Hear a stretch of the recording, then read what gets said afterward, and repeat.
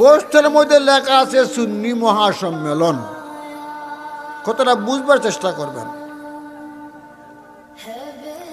আর কোরআনের মধ্যে আছে ইন্নাদ দীনা ইনদাল্লাহিল ইসলাম।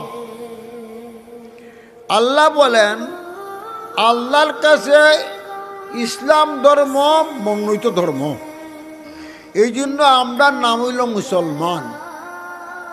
তো আমরা তো আদমপুরের মহফিলের মধ্যে সুন্নি মহাসম্মেলন না লিখে আমরা লিখা উচিত ছিল ইসলামী মহাসম্মেলন। কেন আমরা সুন্নি মহাসম্মেলন লেখলাম? এক নম্বর কত হইল, কুরআনে পাকের মধ্যে যে আয়াতে কারিমা রয়েছে, এই আয়াতে কারিমার তফসির রয়েছে। প্রত্যেক আয়াতের তফসির এক আয়াত দ্বারা আরো আয়াতের তফসির হয়। 2 নম্বর আয়াতে কারিমার দ্বারা হাদিস শরীফ দ্বারা তার তফসির হয়। 3 নম্বর সাহাবায়ে কেরামের বক্তব্য দ্বারা তার তফসির হয়। এই 3টা দ্বারা রয়েছে। এই আয়াতে কারিমার তফসিরে আল্লাহর নবী মুহাম্মদ রাসূলুল্লাহ সাল্লাল্লাহু আলাইহি ওয়াসাল্লাম হাদিস শরীফের মাধ্যমে আমাদের জানাইয়া দিয়েছেন। তানবিহুল গাফিলিনের মধ্যে আল্লামা সমরকন্দি রহমতুল্লাহ আলাইহি একখানা সহিহ হাদিস শরীফ রওয়ায়াত করেছেন। আল্লাহর নবী বলেন, আমার উম্মত মুসলমান যারা, তার মধ্যে 73 দলে বিভক্ত হইয়া পড়বে। এক দল জান্নাতি হবে আর 72 জাহান্নামী হবে।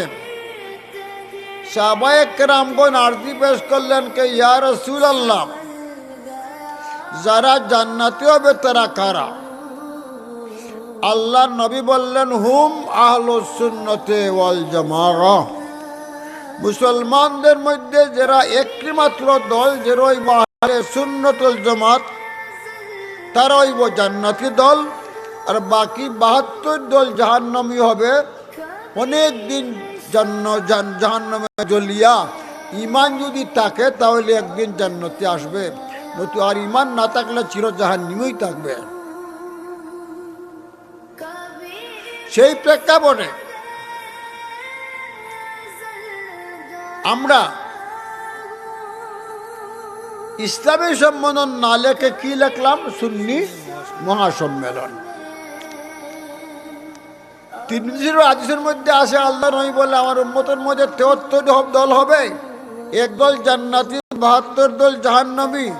আর যারা জান্নাতি হবে তাহলে মানা আলাইহি ওয়া আসহাবি।